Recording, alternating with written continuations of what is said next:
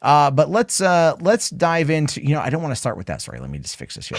No, because it's like I want to talk about the Matt Damon thing first. Oh my, okay. Well, gonna get me all riled up, aren't you? I want to start with the all riled up, Damon. I want to do it. I want to get you all riled up because this thing is fascinating, and it's a very interesting story in my opinion, because when you look at Matt Damon here, a lot of people, I feel like recently in the last week specifically, Matt Damon has been getting attacked quite a bit. Oh, really? This is the first I've heard of that. What else has been going on? Well, so not only that, but you had the fact that Stillwater, the movie that he's out there currently promoting, is loosely based on the Amanda Knox situation. Mm-hmm. The American girl who was in Italy on for I think a foreign exchange trip, or she was out there to college, right, studying abroad. That's what it is. Her roommate ended up being murdered. She was convicted for that murder twice. And then ultimately they found the right guy who did it. And she is now living, actually she lives not far from me outside of Seattle, as I've come to find out. And she's just kind of living her own life. She's just kind of doing her own thing, but her life will never be the same again. Her life will never not be tied to that event. And so she's been coming. This was a riveting idea for a film. well, originally they wanted to talk about this, but they ultimately ended up moving away from it. So it's loosely based on it. By that is this kind of like in high concept. There are elements that share the same. So instead of being in Italy, this takes place in France.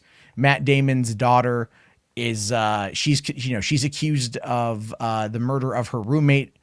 And then the daughter says she didn't do it, and he moves the dad, who's also a Trump supporter in this one. Like that was one of the character arcs that Matt Damon really, really wanted.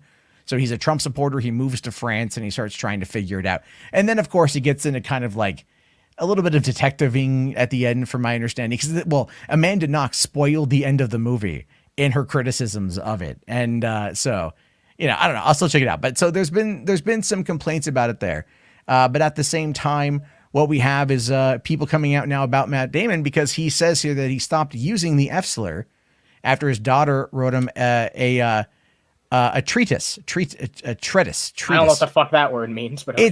It's kind. I looked it up. I did look it up here. You know what? Here, I'll Google it just so we can see. Okay, so it stands for a written work detailing formally and systemically with a subject. So wait, she wrote her dad like a strongly worded essay? Pretty much. She's all like, "Dad, here's why you don't say the F word." And, and he's like, that's basically about it. So the article made it out like he eventually stopped saying it, right? Like he doesn't say it anymore. I'm pretty sure that's what I'm collecting here. Yeah, pretty much. Like he doesn't say, like that was the whole point, is he doesn't say it anymore. And, but the big issue here, really is just that, he's trying to tell an anecdote about how like his daughter helped make him a better person. Yeah. And people on Twitter are like, oh, how often does he come out there and does he just drop the F-SLUR on people? And but again, if you listen to what he actually says and you know anything about where he grew up, especially the time of when he grew up, I'm not saying it excuses him, but it gives you an idea, a perspective, yeah. And here's the thing, like when people are trying to better themselves, I do not think that the solution is just to dogpile on them and treat them like they're terrible because they didn't come to this realization sooner. It's like it takes some people time to evolve, not only who they are as people, but also especially like the language that they use in everyday life. He could have used that word and not had it been in an offensive manner, but still, if he wants to move on from using it, clearly his daughter made an argument in favor of, no longer using the word. And what's wrong with that? Like, he's bettered himself as a person. His daughter helped him become a better person. So I don't see the issue. But of course, mad people on Twitter always want to be mad about something because apparently they just came out of the womb woke. You know what I mean? Well, You Do Suck here makes an interesting point. He says he didn't know the slur was bad until a few months ago. No, but I think in the context of the situation, the way he's kind of describing it here, he says that I made a joke months ago and I got, this essay from my daughter. She left the table. I said, come on, that's a joke. I say it in the movie Stuck on You. She went to her room and wrote a very long, beautiful essay, really, on how that word is dangerous. I said, I retire the F-SLUR. I understood. Now, a lot of it, though, is he was also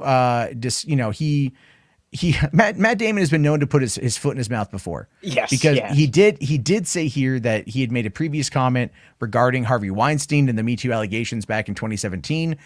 He said, as a father of 4 daughters, this is the kind of sexual predation that keeps me up at night. And basically, like, he just got a lot of shit for that. And then he also... Maybe that was a little bit misphrased, but like, who would look at that and think, oh, he meant something terrible by it? Like, clearly he didn't mean anything negative by that. He was just trying to express how he was just as disgusted as anyone else. That's all. Yeah. Yeah. And that's, well, and then there was also the whole situation with Project Greenlight, when apparently him and Ben Affleck had like talked down to a woman of color about a black character in the movie or something like that. And I forget the exact controversy, but that ended up kind of biting him in the ass, And the thing is, when you look at the article that this whole thing is kind of talking about with Matt Damon, what he's generally referring to is like, where he grew up, which was Boston. He's from Massachusetts. And look, Annie, you're from the same area. Yes, I am. You know exactly how racist it is in that city. Yeah, there's some problems around here. I mean, like, that's a fair amount of it. There's Boston is not like traditionally known for, kumbaya and fucking chocolate and shit, right? Like chocolate, s'mores and chocolate milk or hot chocolate. It's there's a lot there. And then again, look, also, it's like back in the 80s, because Matt Damon is talking about when he was a kid, when he was a young man back in the 80s and early 90s. When I was a kid, because he's like 50, I'm 40 almost. So, he's got 10 years on me, but I still grew up in the 90s. And in the 90s, we said the F-SLUR, we said the R-SLUR, we said the G-SLUR, I guess. Not aimed at people of Asian descent.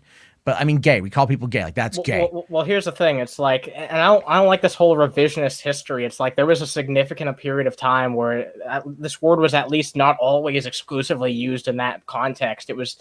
It's like any number of other words which has been desensitized and put into a different fucking context. I mean, yeah, it has been used in an offensive manner, but it's only really recently over these past couple of years that people have been making arguments about it and talking about it. So do not take a shit on someone just because they haven't been cognitive to like the whole dialogue around it until just now. People change and evolve, and you do not get them to continue to change and evolve by giving them a bunch of pushback and crap whenever they try and like budge a little bit. It's really sad.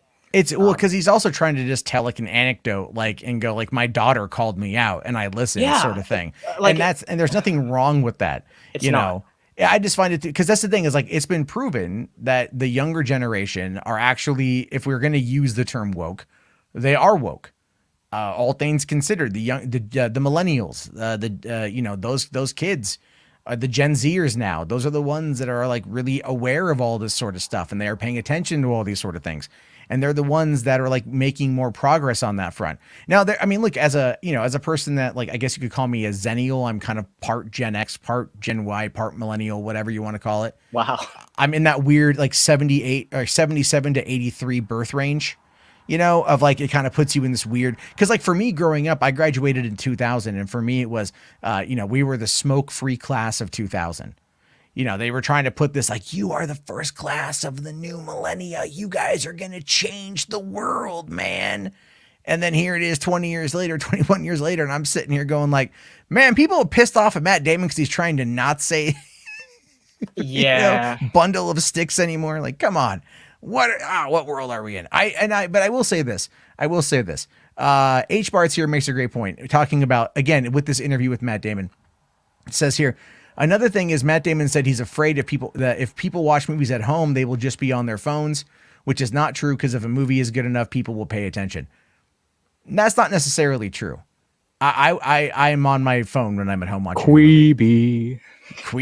Yeah, well, that was different. They wanted you to watch on your phone only. But I get what he's saying there, and it really is a lot of these people now. Because if you think about it, Matt Damon has entered boomer territory. He's absolutely in boomer territory. He's like, oh, what do you mean? Like, get off my lawn. I got to go back to the good old days of people going to the theater. And it's like, nah, things have shifted. Things have changed. So there's a lot there that's, going to kind of alter. And I think Damon is, like the rest of us, is growing, is always trying to, be a better person. He's very vocal about social issues and things like that. But he's not perfect. No one's perfect. And, it's like, I mean, people will sit there and give me crap anytime something comes up. If I call out something, I'm like, yo, but you said this. I'm like, yeah, I said that like a decade ago, and I don't say that shit. Opinions change. Yeah, that's like there's a lot more of it now. It's like, clearly opinions can change, and I this is the problem with things like Twitter. Twitter's a big issue here. Now, Tony here makes a great point and says George Carlin once said words aren't inherently offensive. The context is what matters. I agree. And that's the thing is I do agree with that, and I think context absolutely matters.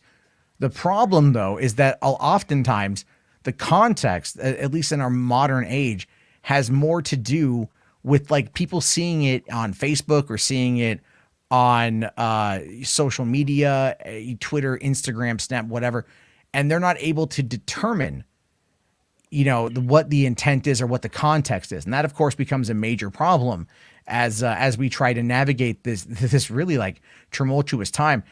So I really do want to hear what everyone has to say about it. If you guys are in the chat right now, definitely leave your comments. You can call in 323-305-4101, 323-305-4101, and be sure to leave a detailed voice message with your thoughts, because I think that's something I want to hear what a lot of people have to say on that one.